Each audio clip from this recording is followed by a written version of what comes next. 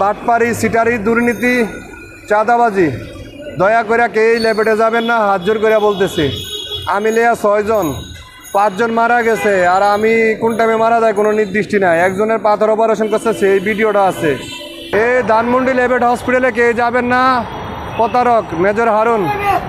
পরে লাস্ট পর্যায়ে আমি ওনাকে বলছিলাম যে আমার প্রস্রাবে দিয়া ব্লাড যায়, আমার একটু দেখেন। উনি আমাকে বলে যে আমার রুগী দেশে আসব, তারপরে আমি দেখবো। এর ফাঁকি দিয়ে আমার বলে যে ঢাকার বাইরে মিটিংয়ে আছে, যায়াদি বাটপার রুগী দেখতেছে, বউ রুগী দেখছে, 10-12 জন বইয়া রয়েছে, 5-6 জন দিয়ে খেলাইছে। আমি অপারেশনে ফাইল লিয়া কাগজপাতি লিয়া সোজা থানায় যাই, ধানমন্ডি থানায় যাই। এরপরে কই মেজর হারুনে আমার লাগে বাটপারি করিয়া 7.5 লাখ টাকা নিছে। আমি একটা মামলা নাহলে একটা জিডি করবো। আপনি যেমন হোক আমার একটা ব্যবস্থা করেন, হয় মামলা নেন নাহলে একটা জিডি নেন। আমার 1-1.5 ঘন্টা বসে রেখে আমার টাকা সাথে ধানমন্ডির দারোগা ধানমন্ডি থানার দারোগা একটা মামলা নিতে পারবো না, জিডিও নিতে পারবো না। পরে লাস্টে কী করলাম, 1-1.5 ঘন্টা বসে তো এরা টাকা হাত আমি নেই না, পরে বাড়ি গেছি, আমার কোনো বিচার পাই নাই। আসসালামু আলাইকুম। আমি দেশবাসীর উদ্দেশ্যে বলতে চাই, ধানমন্ডি লেবেট হসপিটালে আমি অপারেশন করছি। মেজর হারুন আমার অপারেশন করে, ভুল অপারেশন করে আমার কিডনিগুলা বাদ করে দেয়। ধানমন্ডি লেবেট এই প্রতারক হচ্ছে মেজর হারুন ও ইউরোলজিক অধ্যাপক, বুয়া ডাক্তার। আমার ছেলে ডাকছে, আমি মোবাইলে কাজ করতাম হুতি 5টে বসুন্ধরা সিঁড়িতে। তো হঠাৎ করে আমার এই সাইডে ব্যথা করে, পেটে ব্যথা। আমি এরপরে লেবেটে যাই আর রিসেপশনে কথা বলি।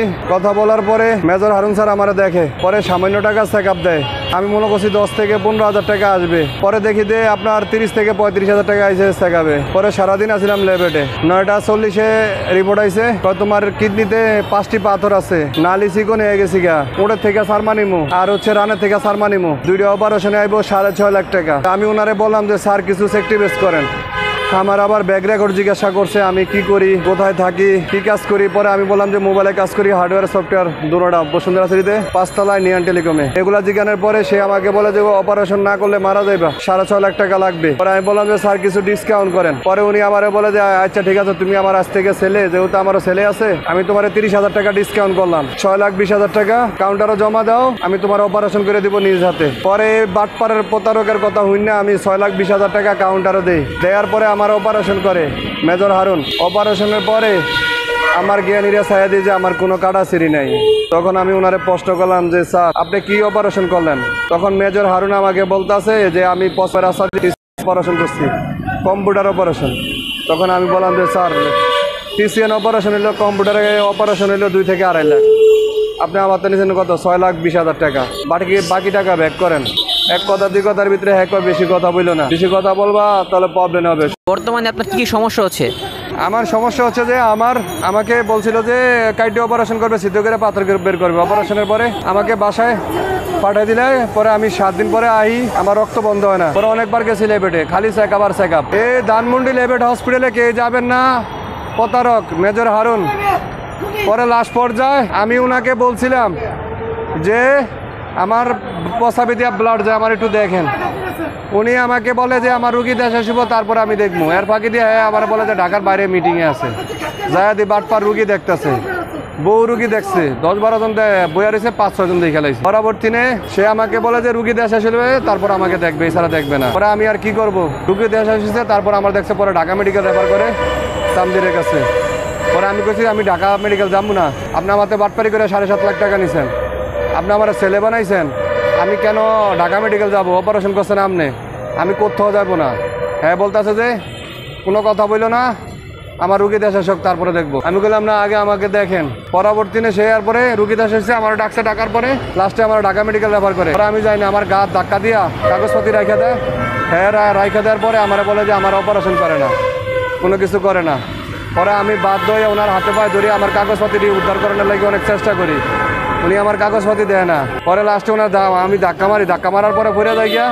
আমি অপারেশনে ফাইল লিয়া কাগজপাতি লিয়া সোজা থানায় যাই গা, ধানমন্ডি থানায় যাই। এরপরে কই মেজর হারুনে আমার লাগে বাটপারি করিয়া 7.5 লাখ টাকা নিছে।